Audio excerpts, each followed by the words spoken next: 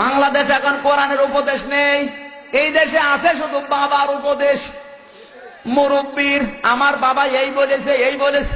ওরে শয়তান, তোর বাবা বলেছেন করবো কি? সেদিন পাপ নাই, আমার আগে একজন ওয়াজ করেছে, আমার ভাইরা, আমার এই পীর সাহেব এত বড় আল্লাহর ওলি, প্রতিদিন 30টা করে পান খায়, প্রতি পানে হাকিমপুরি জর্দা খায়। মুরব্বী যারা আছে ওরা বলছে সুবহানাল্লাহ। এ কি গো, হাকিমপুরি জর্দায় যদি সুবহানাল্লাহ হয়, তে নাউজুবিল্লাহ হবে কোন জর্দায়?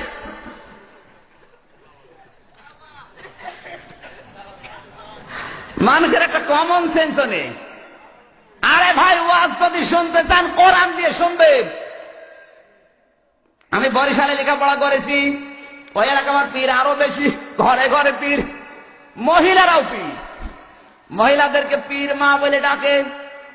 এক হুজুর ওয়াজ করছে, আল্লাহর এক অলির মুরিদ গাছের সাথে হাত দিয়ে জিকির করছে, এত বিভোর গাছের বাকল চলে গেছে উপর দিয়ে, ও টের পাচ্ছে। মুরব্বী মানুষ যারা, ওরা কান্নাকাটি করছে আর চিন্তা করছে, আল্লাহ এ কি বড় আল্লাহর ওলি। আপনার কমন সেন্স নেই? আর গাছের বাকল হাতের উপর দিয়ে চলে যাচ্ছে, ও টের পাচ্ছে না। তো কোন নবীর উম্মত ছিল? ওর কি নামাজ রোজা ছিল না? ওর কি পেশাব পায়খানা ছিল না? কোন ভণ্ড কি বলে, কমন সেন্সের সাথে বাস্তবতার সাথে মিল নেই। আন্দাজে আপনি সুবহানাল্লাহ পড়েন। ইসলাম তো এর নাম না। আপনাকে আল্লাহ বিবেক দিয়েছে। ইন্না শাররাদ দাওয়াবি ইনদাল্লাহিস সুম্মুল বুকুমুল লাযীনা লা ইয়াকিলুন। সূরা আনফাল 9 নম্বর পারা 18 নম্বর পৃষ্ঠা 9 নম্বর লাইনে 3 নম্বর উপর 22 নম্বর আয়াতে আল্লাহ পাক বলেন, পৃথিবীর সবচেয়ে নিকৃষ্ট মানুষ ওইটা যে তার বিবেক কাজে লাগায় না। কথা বলুন, আপনার বিবেক গেছে কোন জায়গায়? কে কোন কথা বলবে আর আপনি আন্দাজে বিশ্বাস করে নেবেন? এদেশে তো শুধু হয় কিচ্ছা কাহিনী আর আজে বাজে কথা। কোরআনের মাহফিল, তাফসির মাহফিল লেখা, একটা আয়াতের কোনো তাফসির নেই। এক কাহিনী শুরু করে, এক কাহিনীতে 2.5 ঘন্টা শেষ। আর মানুষও পাগল, সুর দেখলেই মনে হয় যে বড় হুজুর। ওরে শয়তান, তো ভেতরে বম মারলে বাও বের হয় না। কুমিল্লায় আলেম ওলামা বেশি আমি জানি। আপনাদেরকে উদারত আহ্বান জানাচ্ছি, এই কুমিল্লা জেলায় যারা আসবে, সে পীর হোক আর ক্ষীর হোক আর আলেম হোক আর বক্তা হোক, যত বড় হুজুর হোক, আপনারা কন্ট্যাক্ট করে নিয়ে আসেন। অনেককে 50,000 70,000, যাদেরকে নিয়ে আসে আমি নিষেধ করছি না। যারা আসবে আগে বলবেন কোরআন হাতে নেন। কোরআন হাতে নিয়ে এক একটা শব্দের 5টা 6টা করে অর্থ বের করেন, এরপরে তাফসীর করে করে বোঝান।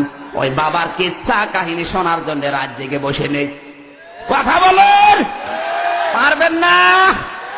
যারা আসবে আগে বলবেন কোরআন হাতে নেন, 8টা 10টা করে অর্থ বের করেন এক একটা শব্দের, এরপরে তাফসীর করে করে আমাদেরকে বোঝান। কারণ 1 ঘন্টা কোরআন বোঝার চেষ্টায় থাকলে 500 রাকাত নামাজের সওয়াব হবে। আর আপনার ওই বাবার কিচ্ছা কাহিনী শুনলে সওয়াব তো দূরের কথা, আরো গুনাহ হবে। সুতরাং যারা আসে পারবেন তো? পারবেন? কারা কারা পারবেন প্রোটেস্ট করতে দেখি? লিল্লাহে তাকবীর, লিল্লাহে তাকবীর।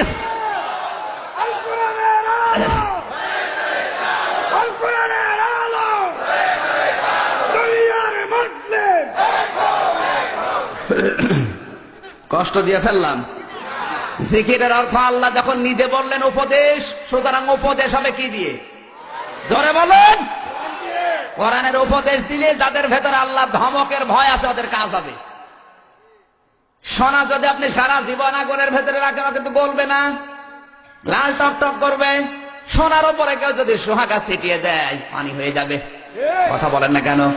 মানুষের কলিজা ঠিক ওই রকম। সারা জীবন যদি বাবার কিচ্ছা কাহিনী বলেন, ও কিন্তু নরম হবে না। ওর সামনে যদি কোরআনের আয়াত পড়ে ব্যাখ্যা করে বোঝানো যায়, আমার আল্লাহ বলেন, ওর দিল আমি নরম করে দেব। এখন থেকে কুমিল্লা যারা আসবে, কোরআন শরীফ ছাড়া কোনো ওয়াজ নেই। জোরে বলেন। কটিশন দিয়ে, দলিল দিয়ে কথা শুনতে হবে। ওসব কিচ্ছা কাহিনী তাফসীর মাহফিলে, ওয়াজ মাহফিলে নিষিদ্ধ করা হলো। কি একমত আছেন না সবাই?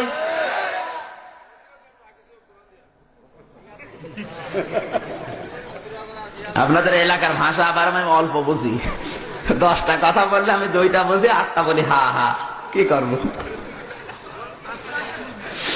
জিকিরের 3 নাম্বার অর্থ, জিকির মানে নামাজ। জিকির মানে কি? আল্লাহ রাব্বুল আলামিন বলেন, ইয়া আইয়ুহাল্লাযীনা আমানু ইযা নুদিয়া লিস-সালাতি মিন ইয়াউমিল জুমুআতি ফাসআউ ইলা যিকিরিল্লাহি ওয়া যারুল বাই', যালিকুম খায়রুল লাকুম ইন কুনতুম তা'লামুন। সূরা জুমা 28 নাম্বার পারা 13 নাম্বার পৃষ্ঠা 3 নাম্বার লাইনের শেষ নাম্বার রুকুর 9 নাম্বার আয়াতটা আল্লাহ পাক বলেন, ও হে যারা ঈমানের দাবি করো, আযান যখন হবে জুমার দিনে সব কাজ কাম বন্ধ করে দাও, বেচা কিনা সব বন্ধ করে জিকিরের দিকে দৌড়াও। এখানে জিকির মানে নামাজ। কথা বলেন না কেন? তাফসীর যারা পড়তে পারেন দেখেন জিকিরের অর্থ ওখানে নামাজ লেখা আছে। আমার আল্লাহ নিজে ফতোয়া দিচ্ছেন জিকির মানে নামাজ। আর তুমি এত বড় পীর, তোমার দরবারে গেলে নামাজই লাগে না? বলে খাজা বাবার মুরিদ আমি, বড়ই গুনাহগার, খাজা যদি দয়া করে তবে হব পার। জোরে বলেন নাউজুবিল্লাহ। নামাজ যারা পড়বে না কিয়ামতের দিন সর্বপ্রথম তারাই ধরা পড়বে। কারণ আউয়ালু মা ইউহাসাবু বিহিল আবদু ইয়াউমাল কিয়ামাতিস সালাহ, রাহুল বুখারী। আল্লাহর নবী বলেন কিয়ামতের সর্বপ্রথম আল্লাহ বান্দা নামাজ পড়েছিলি কিনা বল। নামাজই পড়ে না ও পীরের মুরিদ, ওকে যদি আল্লাহ মাফ করে তাহলে নবীজির হাদিস মিথ্যা হয়ে যাবে। আল্লাহ পাক বলেন, আমান আ'রাদা আন যিকরি ফাইন্না লাহু মাঈশাতান দানকা ওয়া নাহশুরুহু ইয়াওমাল কিয়ামাতি আ'মা। সূরা তাহা 16 নাম্বার পারা 19 নাম্বার পৃষ্ঠা 13 নাম্বার লাইনের 124 নাম্বার আয়াতটা তাফসীর ইবনে কাসির থেকে বলছে, আল্লাহ পাক বলেন, ওমান আ'রাদা আন যিকরি ফাইন্না লাহু মাঈশাতান দানকা, যে ব্যক্তি আমার জিকির থেকে, আমার আইন থেকে, আমার নিয়ম নীতি থেকে মুখ ফিরিয়ে নেবে, আমি আল্লাহ তার জীবনকে সংকীর্ণ করে দেব। দঙ্কার ব্যাখ্যায় মুফাসসিরিন ইকরাম লিখেছেন, ও জীবনে অনেক আয় উন্নতি করবে কিন্তু বরকত হবে না। কথা বলেন না কেন? ঘুষ খেয়ে নিয়ে আসবে 5 লাখ টাকা, বাড়িতে এসে দেখবে 10 লাখ টাকার ক্ষতি হয়ে গেছে। দঙ্কা, ওর জীবনে কোনো শান্তি আল্লাহ রাখবে না। এখানে আল্লাহর আইন যারা মানে না, আল্লাহর বিধান যারা মানে না, ওদের সাংস্কৃতিক জীবন, পারিবারিক জীবন, রাজনৈতিক জীবনে 100 ভাগের 100 ভাগ অশান্তি।